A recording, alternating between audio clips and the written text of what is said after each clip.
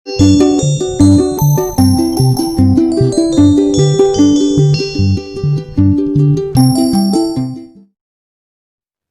everyone, welcome to my channel. நம்ம சேனலை first time பார்க்குறீங்கன்னா பிங்கி ரோஸ் கிரியேஷனுக்கு சப்ஸ்கிரைப் பண்ணிக்கோங்க. அப்படியே பக்கத்தில் இருக்கிற பெல் பட்டனை ப்ரெஸ் பண்ணிக்கோங்க. அப்போ தான் நாங்கள் அடுத்தடுத்து போடுற வீடியோ உங்கள் நோட்டிஃபிகேஷனில் வரும். வீடியோவை ஸ்கிப் பண்ணாமல் பாருங்கள். வாங்க இப்போ நம்ம வீடியோக்குள்ளே போகலாம். நாம் இன்றைக்கி பீட்ரூட் வச்சு ஒரு சட்னி செய்ய போகிறோம்.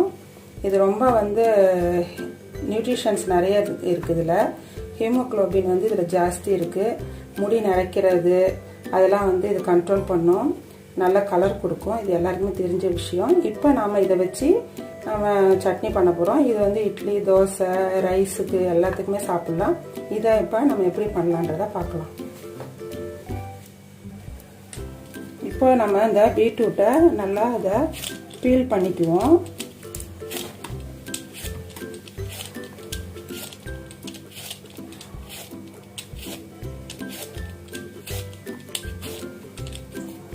இது இனிப்பு டேஸ்ட்டு தான் இருக்கும் பீட்ரூட்டில். ஆனாலும் நம்ம அதில் சேர்க்கக்கூடிய இன்க்ரீடியன்ஸ் எல்லாம் இனிப்பு எடுத்துரும். நம்ம இட்லி, தோசை எல்லாத்துக்குமே சாப்பிட்லாம். இந்த மாதிரி எல்லாத்தையும் பீல் பண்ணிவிட்டு நம்ம இதை கட் பண்ணிக்குவோம். இப்போ சில பேர் பீட்ரூட் சுத்தமாக சாப்பிடவே மாட்டாங்க. ஏன்னா அதில் இனிப்பாக இருக்குன்னுட்டு. அப்போது இது மாதிரி சாப்பிட்டாக்கா இது நமக்கு அதுக்குள்ள அதில் உள்ள நமக்கு ஹெல்த்தி நமக்கு பாடியில் கிடைக்கும். ஏன்னா குழந்தைங்க சாப்பிட்ருப்பாங்க. ஏன்னா இனிப்பாக இருக்கிறதுனால சாப்பிட்ருவாங்க. சில பேருக்கு பெரியவங்களுக்கு இந்த இனிப்பு டேஸ்ட் இருக்கிறதுனால பிடிக்காது. இப்போ நம்ம இதை பீஸ் போட்டுக்குவோம்.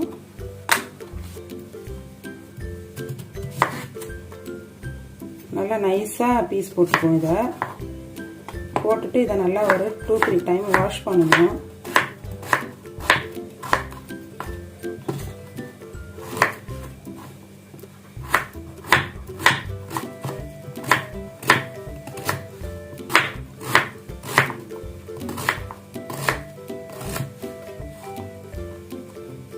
இப்போ இதை நல்லா நம்ம குட்டி குட்டியாக போட்டாச்சு பீஸு. இப்போ இதை நம்ம வாஷ் பண்ணிக்குவோம். நல்லா வாஷ் பண்ணணும். இப்போ நம்ம இதை நல்லா அலசியாச்சு. இப்போ சட்னி எப்படி பண்ணலான்றதை பார்க்கலாம். இப்போ வானலை போட்டுக்கணும். போட்டுட்டு அடுப்பு பற்ற வச்சுக்கோங்க. பற்ற வச்சுட்டு இதில் ஒரு 2 ஸ்பூன் ஆயில் போட்டுக்கோங்க. ஆயில் நல்லா சூடாயிடுச்சு. நம்ம இதில் 1 ஸ்பூனு வெள்ளை உளுத்தம் பருப்பு இதில் போட்டுக்குவோம். இது நல்லா செவரணும்.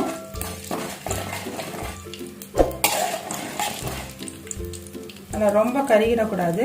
கொஞ்சம் லைட்டாக அப்படியே வருத்தமாக இருக்குமே அந்த மாதிரி அந்த ஸ்டேஜுக்கு இது ஆகட்டும்.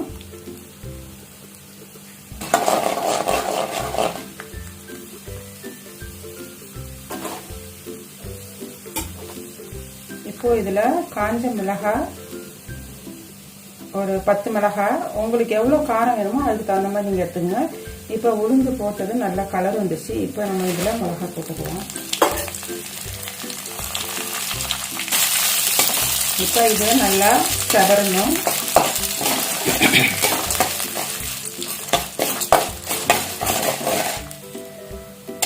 இப்போ இது நல்லா செவந்துருச்சு. இப்போ நம்ம கட் பண்ணி வச்சோம் இல்லையா பீட்ரூட்டு, இப்போ இதில் அதை சேர்த்துக்கலாம். தண்ணி இல்லாமல் போடுங்க.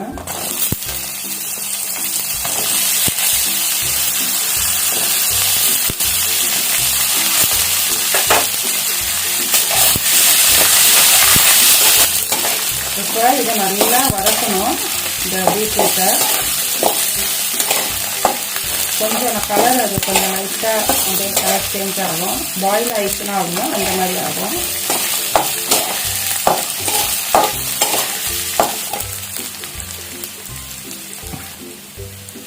இதில் கொஞ்சம் ஒரு பிடி கருவேப்பிலை, ஒரு 2 கொத்து இருந்தால் போதும். இதை இதில் சேர்த்துக்குவோம்.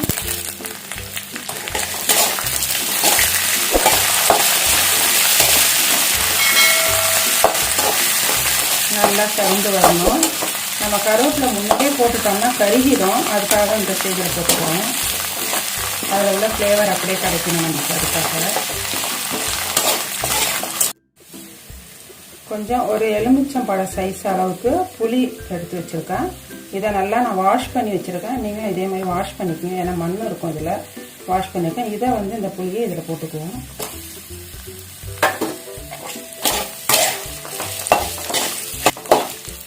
இந்த புளி போட்டு நம்ம வந்து கொஞ்சம் லைட்டாக சூடு எண்ணெய் போகும். ஏன்னா அது வந்து ஊறுற வரைக்கும் தான், அது ஊறுறதுக்காக அப்படியே இருக்கட்டும். நம்ம வந்து இப்போ பீட்ரூட் வதங்கினாலே போதும் நமக்கு. இதை அப்படியே இதை மூடிட்டு புளியை கீழே போட்டு மூடிட்டு நம்ம அடுப்பை ஆஃப் பண்ணிக்கலாம். இப்போ இது வந்து நல்லா ஆறட்டும். ஆறினோடனே நம்ம சால்ட்டு சேர்த்து மிக்ஸி ஜாரில் போட்டு நல்லா ஃபைன் பேஸ்ட்டு கரைக்கணும். இப்போ நம்ம இந்த நல்லா ஆறிடுச்சு.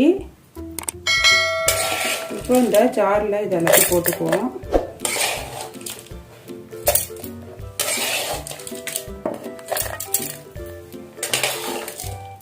இது வந்து நீங்கள் அரைச்சி வச்சிங்கன்னா 10 days ஆனாலும் இது கெடாது. நம்ம வச்சு சாப்பிடலாம். ஃப்ரிட்ஜில் வச்சிங்கன்னா ஒரு 10 days ஆகும். ஃப்ரிட்ஜில் இல்லாமல் நீங்கள் வெளியில் வச்சிங்கன்னா ஒரு 3-4 days வரைக்கும் இருக்கும். இது வீணாக போகாது. தேங்காய்லாம் வைக்கக்கூடாது இதுக்கு. இப்போ இதில் கொஞ்சோண்டு கல் உப்பு போட்டு நீங்கள் எவ்வளோ உப்பு சேர்த்துப்பீங்களோ அதுக்கு தகுந்த மாதிரி உப்பு போட்டுருங்க. இது வந்து இதுக்கு சரியாக இருக்கும். போட்டுப்போம். இப்போ இதை நல்லா ஃபைன் பேஸ்ட்டுக்கு அரைச்சிக்கணும். நீங்கள் வந்து கொஞ்சம் லைட்டாக குறக்குறன்னு இருந்தாலும் பரவாயில்ல, அது நல்லா தான் இருக்கும். இப்போ நம்ம அரைச்சிக்கோம். இதில் சப்போஸ் தண்ணி பத்தலை அப்படின்னா நீங்கள் லைட்டாக தண்ணி தெளிச்சிக்கிங்க. ரொம்ப தண்ணி சேர்த்திங்கன்னா வீணாக போயிடும். கொஞ்சம் கட்டியாக தான் இருக்கும் இது. நம்ம இப்போ இதை அரைச்சிக்கலாம். இப்போ அரைச்சாச்சு. இதை பாருங்கள், நல்லா இருக்கும். இதை பாருங்கள், இப்படி இருக்கணும். இது ரொம்ப நல்லாயிருக்கும் இது. இப்போ இதை எடுத்து நம்ம பவுலில் சர்வ் பண்ணிக்கலாம். சுவையான பீட்ரூட் சட்னி ரெடி ஆச்சு. தோசைக்கு நம்ம சாப்பிட்டுக்கலாம், இட்லிக்கு சாப்பிட்டுக்கலாம், எது பண்ணாலும் ரைஸு, தயிர் சாதம், சாம்பார் எல்லாத்தையுமே சாப்பிட்டுக்கலாம். ரசம் சாதத்துக்கு கூட சாப்பிட்லாம். நீங்களும் இதை செஞ்சு சாப்பிட்டு பாருங்கள். நம்ம வீடியோ உங்களுக்கு பிடிச்சிருந்துச்சுன்னா உங்கள் ஃப்ரெண்ட்ஸுங்களுக்கும் ஷேர் பண்ணி விடுங்க. லைக் பண்ணுங்கள், சப்ஸ்கிரைப் பண்ணுங்கள். அப்படியே பக்கத்தில் இருக்கிற பெல் பட்டனை ப்ரெஸ் பண்ணிக்கோங்க.